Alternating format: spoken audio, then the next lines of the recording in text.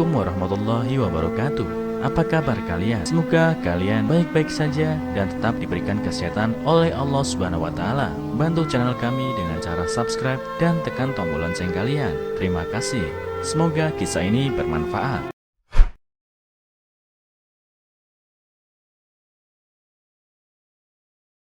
Dulu hidup susah dan dihina. Ibunya gadaikan gelang pernikahan dan dibalas dengan mobil Mercedes-Benz.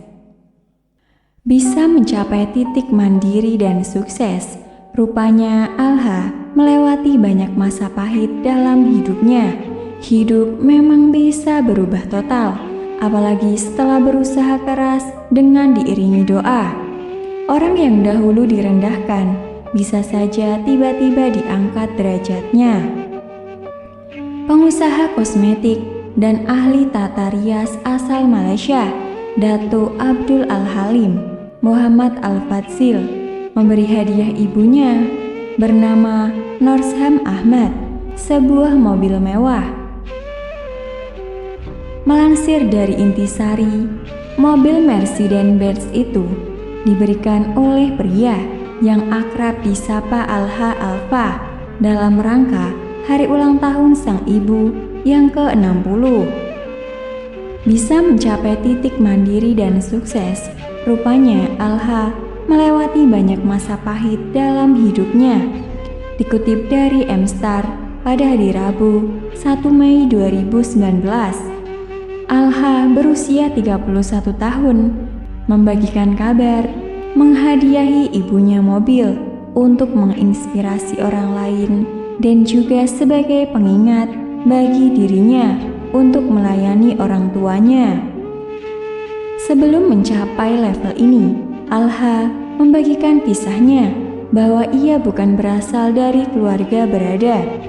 Ayahnya bernama Muhammad Al-Fadzil adalah seorang tukang kebun dengan penghasilan 500 ringgit, sekitar 1,7 juta rupiah per bulan. Menjadi keluarga tak berada membuat Alha dan keluarganya sering dihina dan dituduh jika ada orang yang kehilangan barang. Bayangkan, ayah saya hanya bekerja sebagai tukang kebun dengan penghasilan 500 ringgit dan diperlukan untuk menghidupi 4 anaknya. Saya sendiri tidak bisa membayangkan bagaimana ayah mampu melakukannya. Dipandang hina itu sudah biasa, malah kalau pergi ke rumah orang dan ada sesuatu yang hilang, keluarga kami yang dituduh mencuri.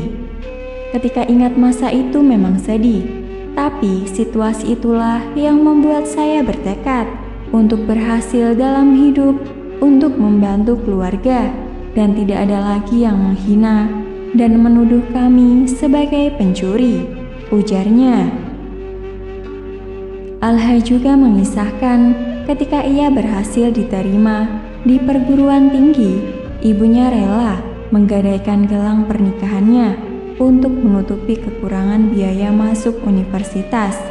Alha diterima di Universiti Teknologi Mara (UITM) pada 2007 untuk memenuhi biaya. Sang ibu menggadaikan gelangnya dan mendapat sekitar 500 ringgit. Aku membonceng ibu naik motor pergi ke toko emas. Ketika itu Allah saja yang tahu perasaan saya. Ingin tak melihat ibu tak menggadai gelang kesayangannya, tapi terpaksa. Sampai sekarang saya merasa tersiksa ketika itu satu-satunya hadiah dari ayah ke ibu pada pernikahan mereka. Tapi di sisi lain, itu juga harta terakhir bagi putranya untuk terus belajar. Ungkapnya, ia mengatakan ingin menebus gelang itu, tapi toko itu telah tutup.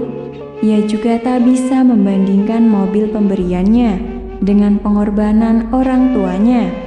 Alha mengatakan ayahnya tak pernah mengeluh.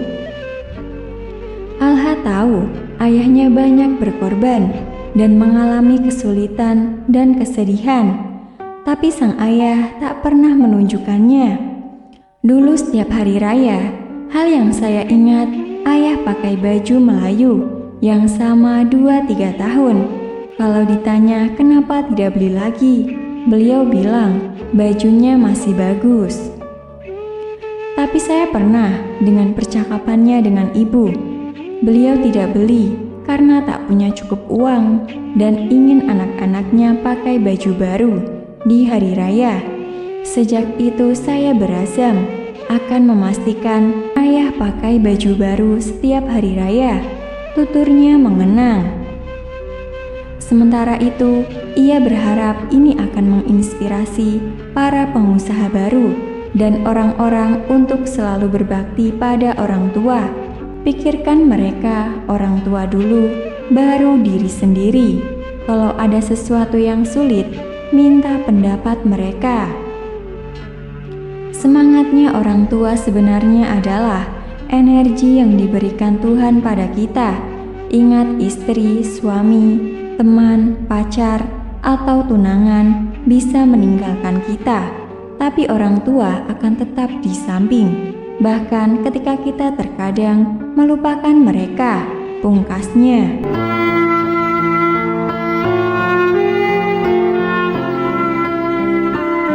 Assalamualaikum warahmatullahi wabarakatuh.